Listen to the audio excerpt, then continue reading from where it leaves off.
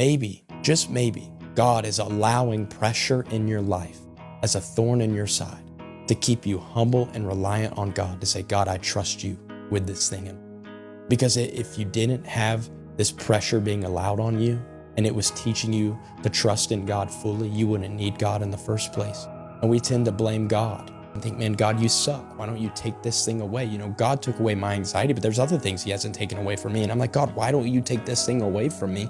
But every day I realize, man, I need this thing in my life, this thorn, to keep me humble and reliant on God. And maybe it's a hard thing to hear, but maybe the reason that God is allowing the pressure in your life is so that you keep leaning on him and not yourself, because every time you lean on yourself, you blow your whole freaking life up. So maybe your but God shouldn't be, but God, why are you allowing this to happen to me? But maybe it should be, but God, thank you that I can trust you and love you and that you deal with these things for me and you give me wisdom, you give me strength, and you give me peace. Maybe that's how we should reframe it. And instead of looking at the mountain of issues, of things to do, of pressure, of confrontations in your life, maybe look to heaven and say, God, give me wisdom. Let me not look at the mountain and be intimidated, but let me look at your feet and give me step by step on how I deal with this.